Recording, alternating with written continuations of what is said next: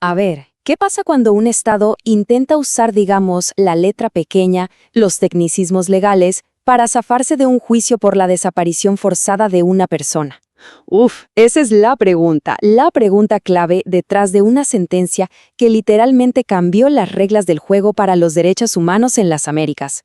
Vamos a desglosar juntos cómo una corte que apenas estaba naciendo encontró su voz en su primer gran desafío. Y todo empieza con una denuncia. Esta frase nos pone la piel de gallina porque nos lleva directo al 12 de septiembre de 1981, en Tegucigalpa. Ángel Manfredo Velázquez Rodríguez, un estudiante, es detenido con violencia. Ojo, esto no es solo un caso abstracto en el libro de derecho. Es la historia real de una persona que desapareció y la lucha de su familia por encontrar respuestas. Y bueno, esa búsqueda de justicia fue un camino larguísimo y súper complicado.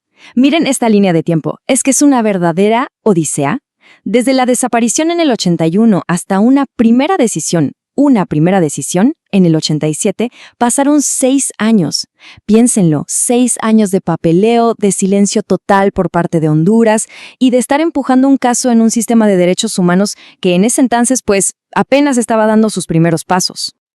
Ok, para entender bien cómo la Corte manejó este reto, este va a ser nuestro recorrido. Primero, la historia de la desaparición. Luego, el desafío legal que planteó Honduras. Después, ese choque entre la justicia y las formalidades. Veremos cómo la Corte fue tumbando las objeciones. Analizaremos el nudo gordiano que eran los recursos internos y, al final, el importantísimo precedente que esto sentó para toda América. Y aquí es donde la cosa se pone interesante. La estrategia de Honduras fue muy astuta. Ojo, no se pusieron a discutir si Velázquez había desaparecido o no. Su plan era mucho más de raíz. Querían atacar a la Comisión Interamericana, que es la que investiga y lleva los casos, acusándola de cometer errores de procedimiento. El objetivo final, que la Corte dijera, lo siento, por estos errores ni siquiera podemos escuchar el caso. Y estas fueron sus armas, sus objeciones principales. Dijeron que la Comisión nunca usó el sello de admisible, que no intentó buscar una solución amistosa, que no siguió los pasos para hacer los informes, y la más pesada de todas, que no se habían agotado todos los recursos legales dentro de Honduras. Básicamente, levantaron un muro de barreras técnicas. Ahora, lo verdaderamente fascinante es la respuesta de la Corte. Pensemos que era su primer caso contencioso grande. Tenía que decidir qué quería hacer. ¿Iba a ser una especie de notaría, una guardiana de los procedimientos y las formas? ¿O una verdadera protectora de los derechos humanos? Spoiler, eligió lo segundo. Y para justificar su decisión, se aferró a un principio clave del derecho internacional, el principio del efecto útil. ¿Y esto qué significa en español? Pues muy simple, que un tratado como la Convención Americana no se puede interpretar de una forma que lo vuelva inútil. Su objetivo principal es proteger derechos, no crear un laberinto de reglas para que los estados escapen. Y esta frase de la sentencia es lapidaria, lo resume todo. El objeto y fin de la Convención Americana es la eficaz protección de los derechos humanos.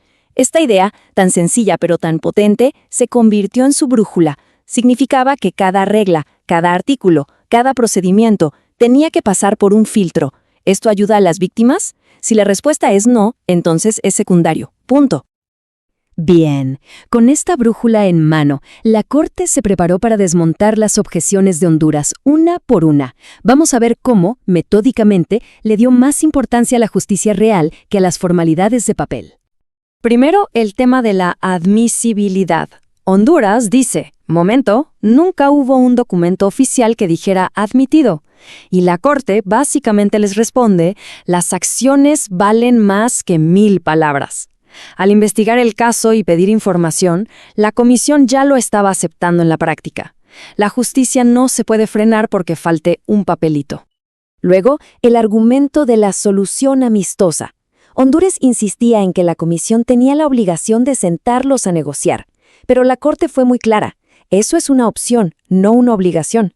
Es más, ¿cómo vas a tener una solución amistosa cuando una de las partes, el Estado, está negando que el problema siquiera existe?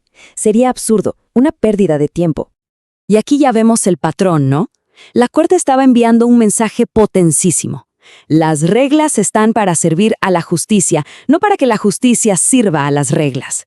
Se negó en redondo a permitir que la burocracia se convirtiera en un arma para negarle el acceso a las víctimas. Lo importante, lo esencial, es proteger derechos, no rendirle culto a las formalidades.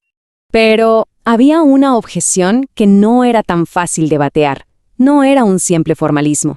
Vamos a la siguiente sección para ver el obstáculo más grande de todos, el famoso tema de los recursos internos.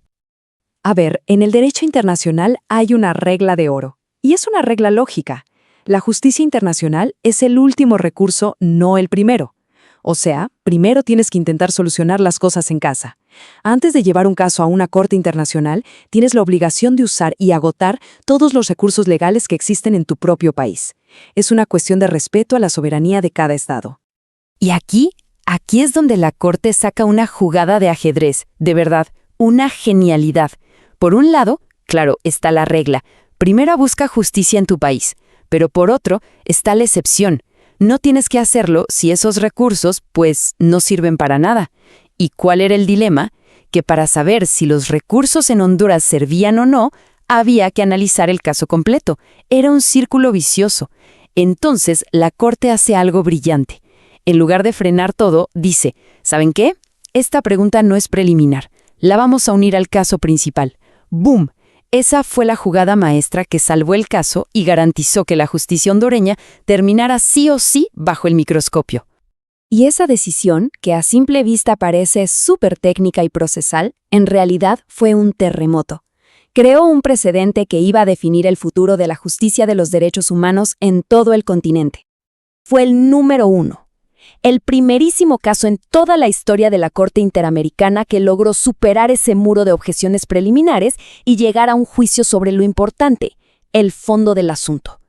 Esto no fue solo una victoria para la familia Velázquez, fue la patada que abrió la puerta para que muchísimas otras víctimas en todo el continente pudieran por fin tener una oportunidad de ser escuchadas. El eco de esta decisión se siente hasta el día de hoy. Dejó claro que la Corte tiene poder para revisarlo todo, que los derechos de la gente están por encima de la burocracia y, quizás lo más importante, impidió que la regla de los recursos internos se convirtiera en un escudo perfecto para los estados, sobre todo en casos tan terribles como las desapariciones forzadas, donde el mismo estado que debería dar justicia es el que la bloquea. Al final del día, el caso Velázquez Rodríguez nos deja con una pregunta fundamental, que sigue tan vigente hoy como entonces. Si un Estado le cierra la puerta de la justicia a su propia gente, ¿hasta dónde debe llegar la comunidad internacional para abrirla? La respuesta que dio la Corte en este caso sentó un precedente que, todavía hoy, define la lucha por los derechos humanos.